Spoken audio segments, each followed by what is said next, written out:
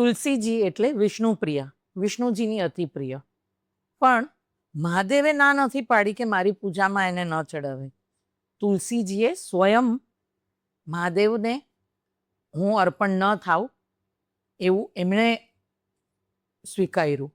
અને એનું કારણ છે કે એમના પતિ જલંધર હતા અને તુલસીજી એટલે એ વૃંદા, એ બંને પતિ પત્ની હતા. જલંધર અજય થઈ ગયો હતો કારણ કે વૃંદાના પતિવ્રતા ધર્મને હિસાબે એ જલંધર જ્યારે પણ કોઈની હારે યુદ્ધમાં જાય તો વૃંદા છે પૂજા કરે, ધ્યાન તપ કર્યા કરે, પૂજા કર્યા કરે, એટલે જલંધર વિજય થઈને આવે. હવે દેવો વિનંતી કરે છે વિષ્ણુ ભગવાનને, એટલે વિષ્ણુ ભગવાન જે છે એ જલંધરનું રૂપ લઈ અને વૃંદાની સમક્ષ જાય છે અને મહાદેવ જે છે એ જલંધરની જોડે યુદ્ધ કરે છે. જલંધર જે છે એ મહાદેવના અંશ, મહાદેવના ક્રોધમાંથી ઉત્પન્ન થયા હતા, એટલે એનામાં પણ મહાદેવ જેટલી જ શક્તિ હતી. એટલે મહાદેવ જ એની સાથે યુદ્ધ કરે છે અને વિષ્ણુ ભગવાન જે છે એ જલંધરનું રૂપ લઈને વૃંદાની સામે જાય છે. એટલે વૃંદાને થાય છે મારા પતિ વિજય થઈને આવ્યા, અને એ પૂજામાંથી ઊભી થઈ અને એમના પતિના ચરણ સ્પર્શ કરે છે.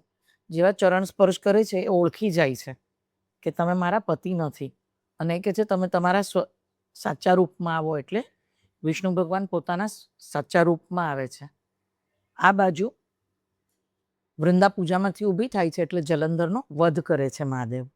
એટલે વૃંદા પ્રભુ શ્રી હરિને શ્રાપ આપે છે કે તમે મારી હારે છળ કર્યું એટલે તમે આજથી પથ્થર બની જાવ. એટલે વિષ્ણુ ભગવાન શાલિગ્રામ બની ગયા અને વૃંદા પોતાની જાતને ભસ્મ કરે છે અગ્નિમાં. અને એ જે રાખમાંથી જન્મ્યું એ તુલસીજી હતા. એટલે શાલિગ્રામ અને તુલસીજીના તો વિવાહ થાય છે, પણ એ તુલસી બન્યા એટલે એમણે વૃંદાએ કીધું કે હું મહાદેવની પૂજામાં નહીં ચડું, અને મહાદેવે પણ ખુશીથી એના નિર્ણયને એક્સેપ્ટ કર્યો. એટલે મહાદેવની પૂજામાં તુલસી વર્જિત છે. સમજ્યા? હર હર મહાદેવ.